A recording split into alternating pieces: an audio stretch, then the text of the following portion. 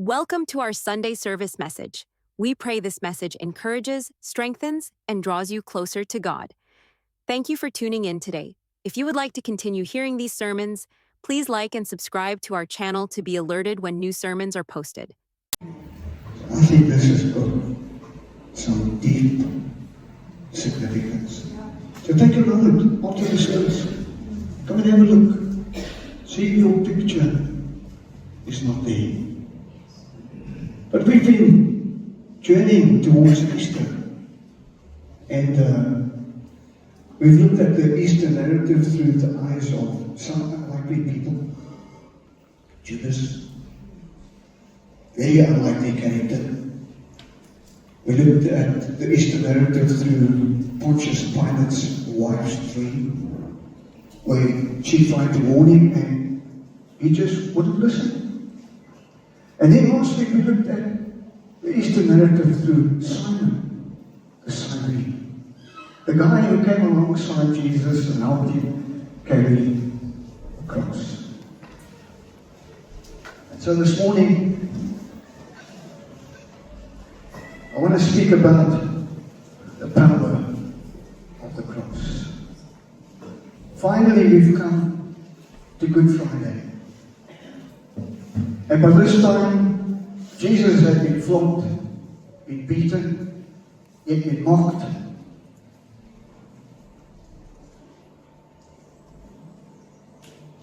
There we go.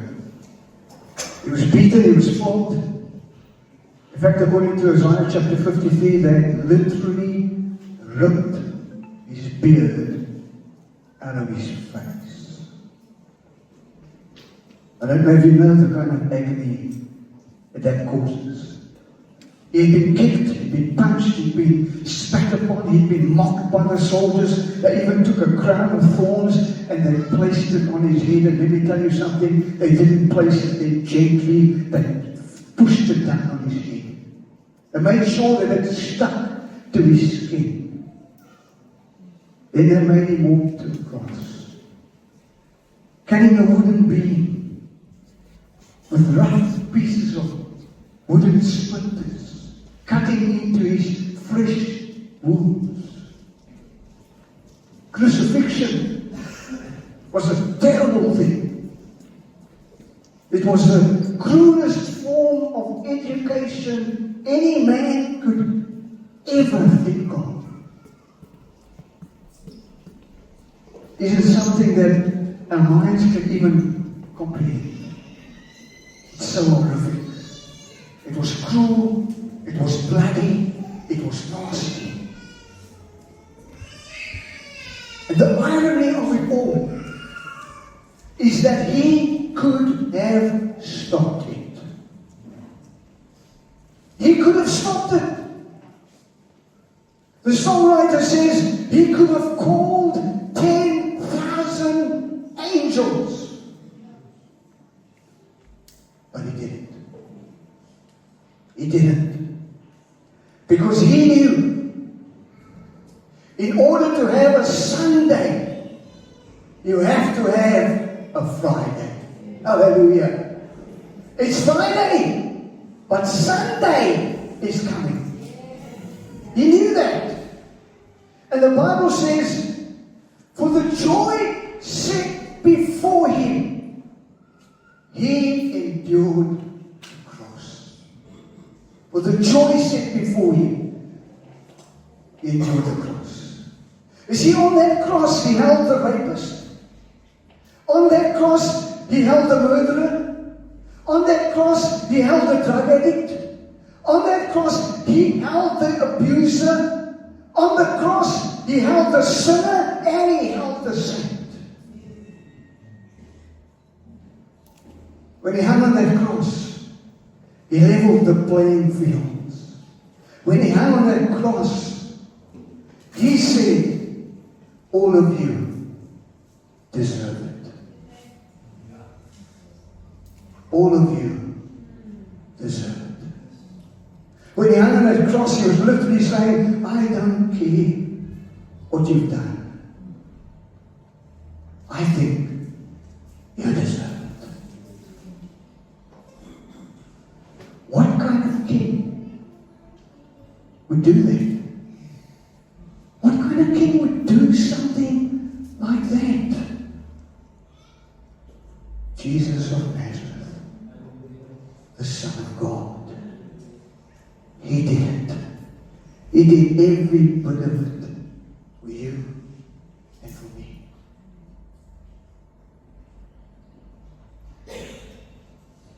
Matthew 27 and verse 46. Jesus says these words from the cross.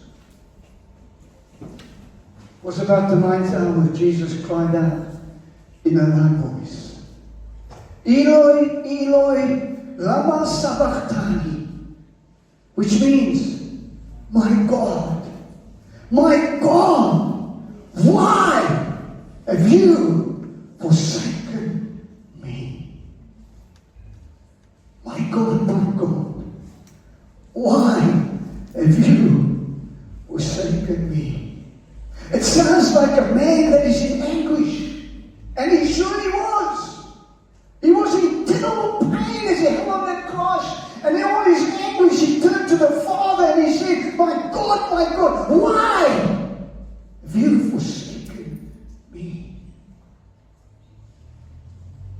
But if you know the scriptures, you will know that he was quoting from Psalm 22, a prophetic word concerning Jesus, and a well-known portion of scripture to those who stood around the cross. They had heard that scripture before. They had been to the temple. They had heard it read from the scrolls. And here was Jesus on the cross. And he's echoing the words of Psalm 22. It begins with a cry of a sound that sounds like abandonment. But it reveals a story of suffering that leads to victory and restoration. You see, when Jesus said those words from the cross, it was pointing to the fulfillment of the entire psalm in what he was doing on the cross.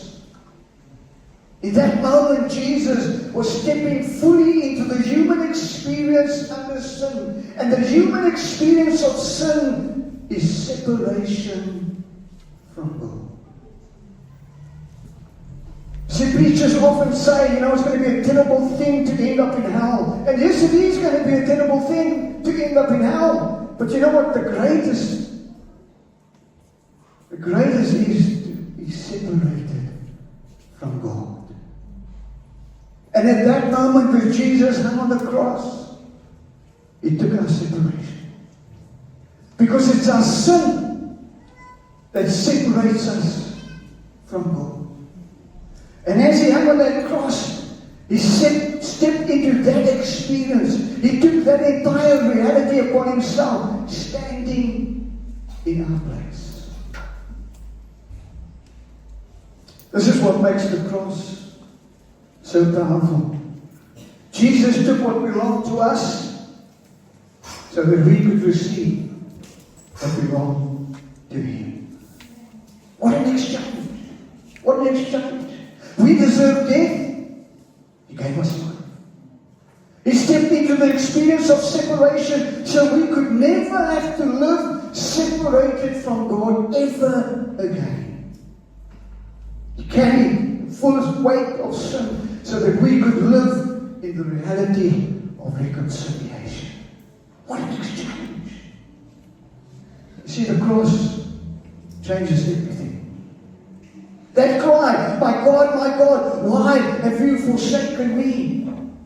It's not the language of the believer.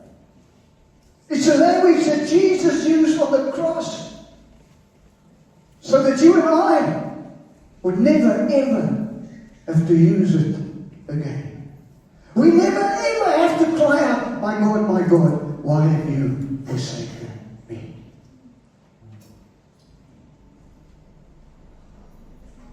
You see, we are not distant from God. We're not distant from God. We've been brought near to God. We're not standing outside. We've been welcomed in. This means that no matter what you feel, you are not abandoned. No matter what you face in life, you're not abandoned. Jesus dealt with the separation issue. And that cry from his lips shows us the depth of what he was willing to carry for you and for me. He was willing to go through separation so that you and I would never ever feel separated from him. He stepped into the darkness, which is part of the human experience, so you and I could live in the light of God's presence.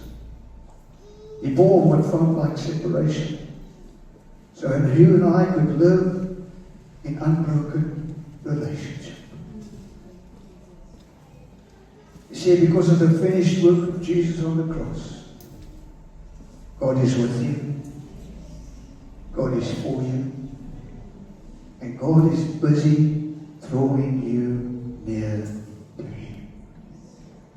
If you're not a believer here this morning, you just came here for a religious reason, because it was Good Friday, I want you to know that this morning, Jesus is drawing you. He loves you. He loves you. He loves you. But I want to draw our attention this morning to Mark chapter 15 and verse 39. This is the portion of scripture concerning the centurion. And so my character that I've chosen this morning to look at the Easter narrative is through the eyes of a Roman centurion. Mark chapter 15 and verse 39 records the testimony. Can you believe it? The centurion, a Roman centurion, has a testimony. Listen to what it says. And when the centurion who stood there in front of Jesus, he was right there. He saw Jesus hanging on the cross. He stood in front of Jesus. He heard his cry and saw how he died. This Roman centurion saw something that he had never seen before. When he saw how he died, he said, surely this man was the Son of God. What caused a Roman centurion, a man trained for war, a man trained to enforce Caesar's authority, the one who supervised the nails and the hammer for the crucifixion, the one who afterwards would confirm the death of Jesus? What caused him to declare divinity at an execution site? Because that's what he was doing. He was saying, this man is divine. Surely this was the Son of God. You see, crucifixions for the centurion were not spiritual moments. They were visual reminders of who held the power. They were visual reminders of who had authority. That morning, as the centurion led Jesus to the cross, I have no doubt in my head, or in my mind, that he had seen the inscription placed above Jesus' head. Pilate had a notice prepared and fastened it to the cross. It read, Jesus of Nazareth, the King of the Jews. Many of the the Jews read the sign, for the place where Jesus was crucified was near the city. And the sign was written in Aramaic, Latin, and Greek. In fact, I would imagine that this centurion who was in charge of this execution would have made sure that that sign was posted above Jesus' head. Because you see,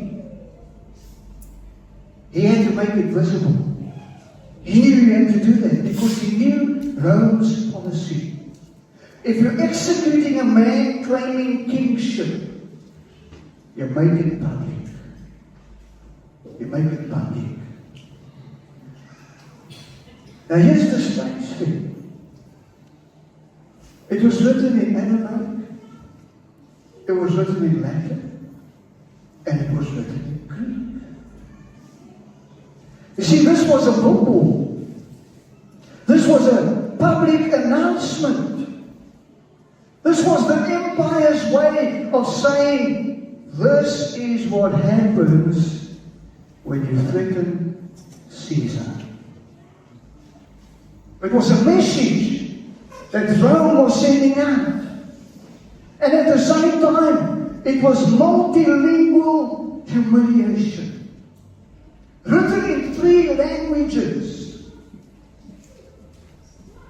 Which means the Romans could read it, because it was written in Latin. It means that the locals could read it, because it was written in Aramaic. It means that every visitor visiting Jerusalem at that time could read it, because of the language Greek. Everybody could read it. To claim kingship in a land under Roman occupation, you must admit, wasn't the wisest thing to do. So when people read King of the Jews, they heard, he threatened Caesar. They heard treason. They heard this man dared to challenge Caesar by saying that he's a king.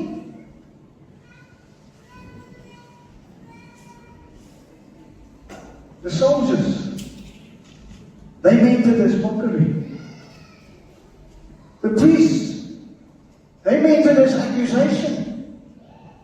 Remember, they even came to Pilate and said, no, you have to change it. You can't say that he's the King of the Jews. You must change it. You must say, he said he is the King of the Jews. And Pilate said, what I have written, I have written. You see, Pilate, he meant it for sarcasm. Rome posted it as a sign of mourning.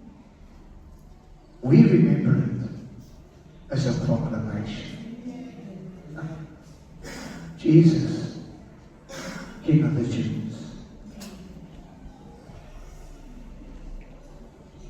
But in trying to humiliate him, they accidentally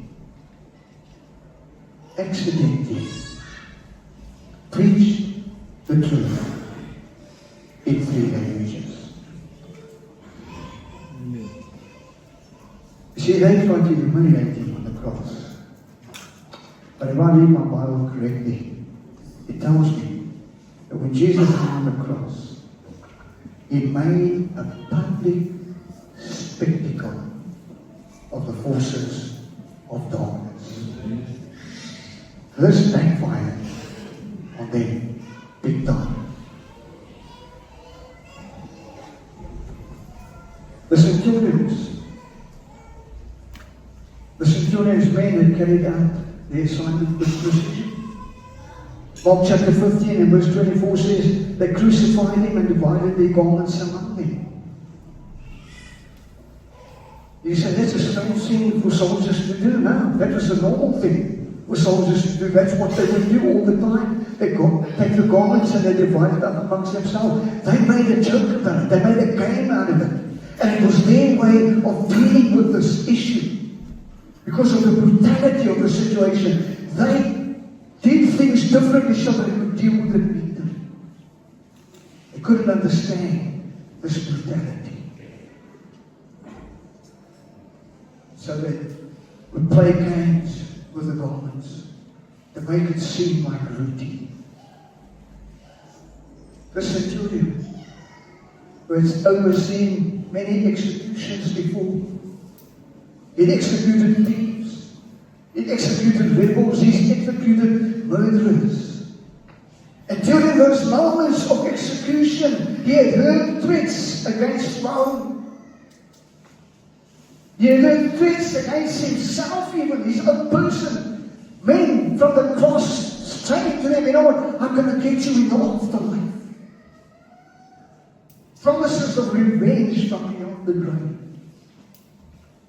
But he had never heard a man ask heaven to pardon the very soldiers driving the nails through his wrists. Father, forgive them, for they know not what they do. He never heard that. Never, ever heard that. One criminal hurled insults at Jesus. The other pleaded to be remembered. And the man in the middle answered with authority that did not match his condition.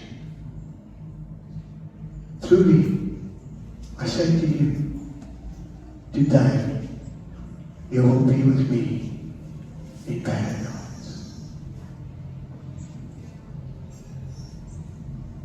Who grants paradise while dying on a cross?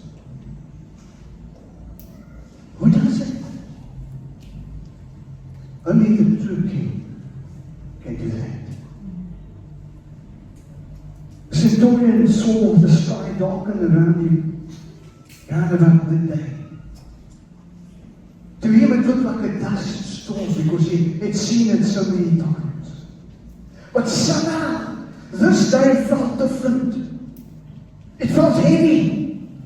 And even the soldiers stopped joking with each other. Then he heard Jesus cry out, my God, why have you forsaken me? Later he heard Jesus say, Father, into your hands I commit my spirit. And then he breathed his last. And that's what unsettled this centurion. He saw something different about this man. He saw something different about the way he died.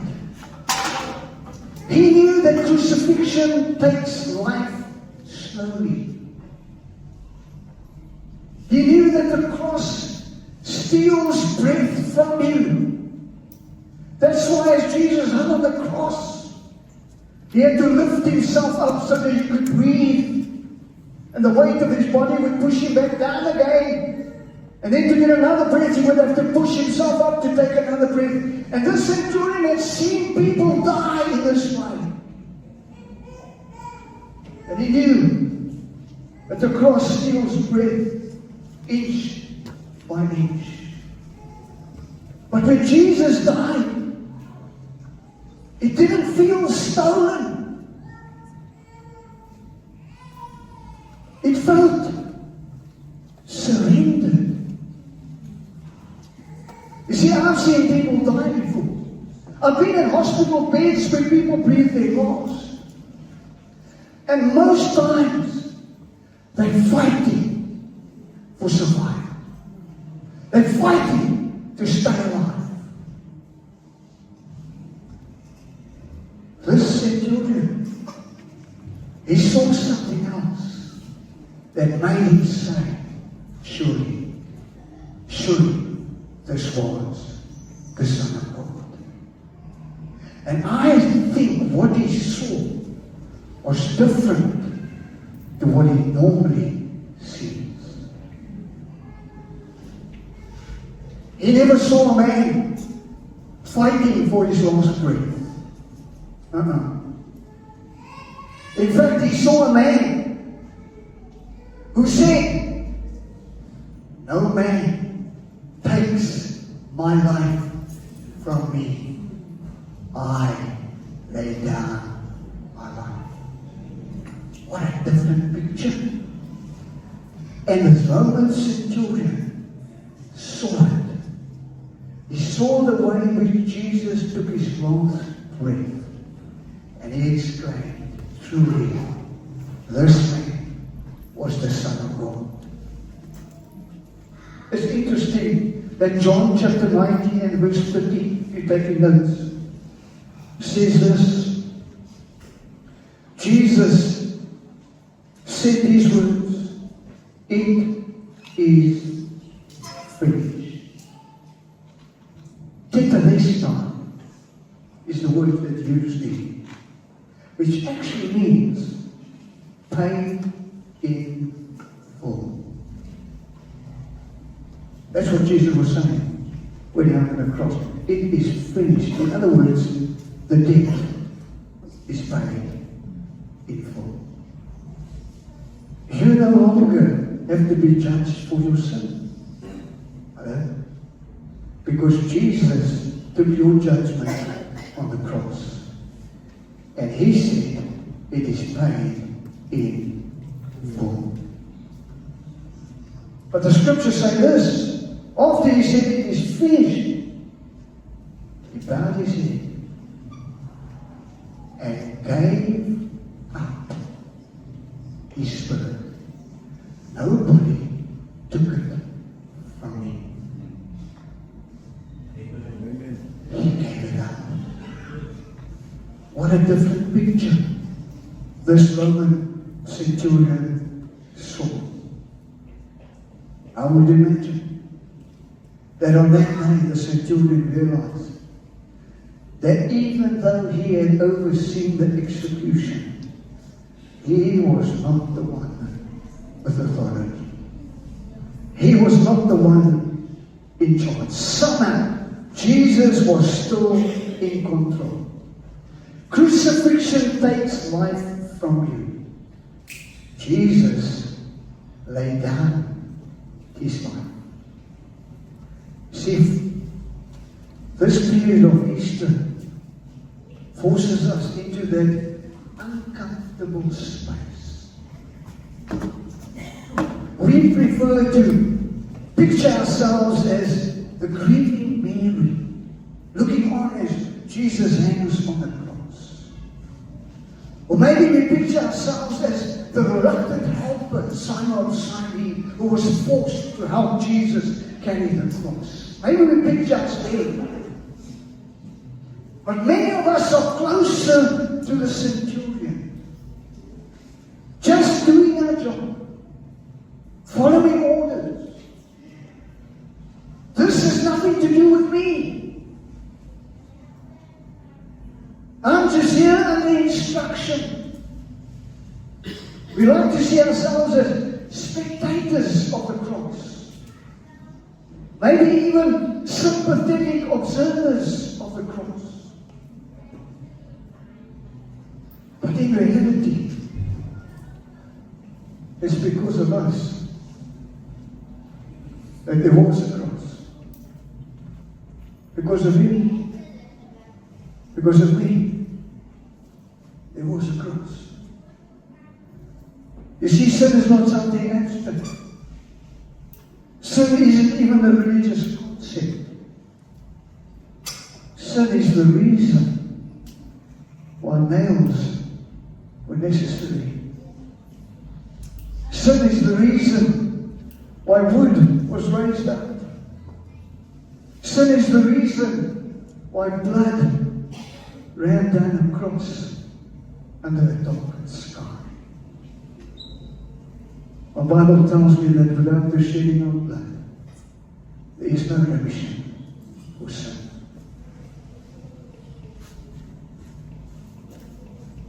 Forgiveness is not free. Forgiveness is not free. There was a price to be paid. And Jesus paid that price. What is your verdict this morning concerning the cross? Do you exclaim like the Roman centurion, surely this was the Son of God? Or having heard the Easter story this morning, are you going to continue to walk away being indifferent to what Jesus did on your behalf? I don't know about you, but I have a heart full of thankfulness this morning. Jesus paid the price that I should have paid. You see, growing up, there was always this expression, if you do that, God's going to punish you. God doesn't punish. He punished once and for all. He punished Jesus for my sin. He punished Jesus for your sin. And that's what we need to be thankful and grateful for. We're going to go to the table this morning. Why don't you just take the covers off there? Someone at the back, just take the covers off there. I want to invite you to the table this morning. There's 4 stations this morning. I'm going to ask those sitting upstairs if you want to participate to come down and participate with us. But as you go to the table this morning, as you take the bread, the cracker, you place it in your mouth, and you hear the crackle as you crunch it. Think about Jesus breaking his body for you. And as you take the cup and you drink it, remember, he shed blood. Remember the separation that he took for you, so that you could never ever be separated from him again. So I want to invite you this morning, won't you come?